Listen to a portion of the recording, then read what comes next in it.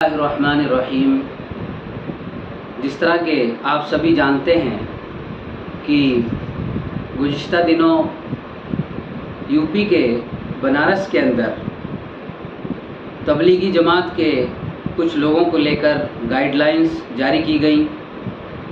خاص ہدایات جاری کی گئیں کہ تبلیغی جماعت کے لوگ کسی بھی مسجد کے اندر، علاقوں کے اندر اپنے مذہب کا پرچار نہیں کر سکتے۔ میں national human rights social justice front کے سموہ پدادھیکاریوں کی طرف سے اس گھٹنا کی نندا کرتا ہوں، اس واقعے کی مذمت کرتا ہوں، کیونکہ میرا یہ ماننا ہے کہ بنارس ملک کے وزیر اعظم ماننیے شری نریندر مودی جی کا چناوی حلقہ ہے، اور ملک کے وزیر اعظم کا ایک مول منتر اور ایک خاص نعرہ رہا ہے جس میں وہ عام طور پر یہ کہتے ہیں، سب کا ساتھ، سب کا وکاس، سب کا وشواس۔ لیکن اس گھٹنا سے ایسا محسوس ہوتا ہے کہ وہ سب کے ساتھ کی بات نہیں کرتے۔ مذہب کا پرچار، مذہب کی تبلیغ آرٹیکل 25 اور آرٹیکل 26 کے تحت ہمیں اس بات کی اجازت ملتی ہے کہ ہم ملک کے اندر اپنے مذہب کی تبلیغ کر سکتے ہیں، اس کے پرچار کو عام کر سکتے ہیں۔ لیکن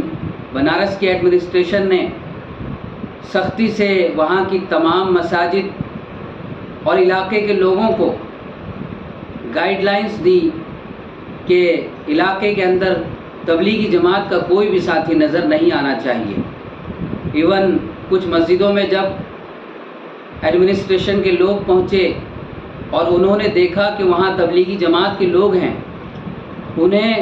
اس بات پر مجبور کیا گیا کہ وہ واپس اپنے گھروں کو جائیں۔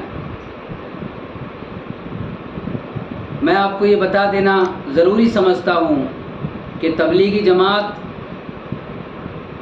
جس کے دھرم پرچار پر یوگی کی حکومت اور بنارس کی ایڈمنسٹریشن نے پابندی لگائی، وہ ایک ایسی جماعت ہے جو لوگوں کو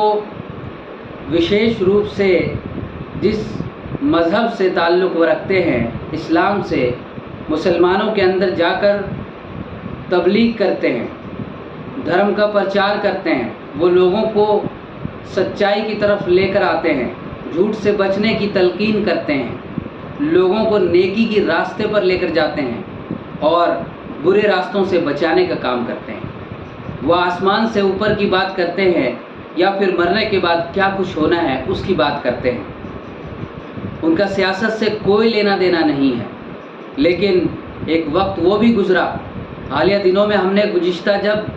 کووڈ کے دوران، یہی وہ جماعت ہے جس کو لوگوں نے بڑے پیمانے پر بدنام کیا، اور خاص طور پر گودی میڈیا نے اس چیز کو لوگوں کے درمیان عام کیا کہ یہ وہی لوگ ہیں جنہوں نے کووڈ کو،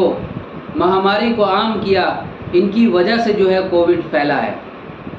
ان کی شبیہ کو خراب کیا گیا، ان کی شبیہ داغدار کی گئی، یہ بہت ہی نندنیہ تھی۔ لیکن حالیہ فیصلے نے ہمیں چونکا دیا، ہمیں مجبور کر دیا کہ ہم دیش کے سنویدھان کو دوبارہ پڑھیں،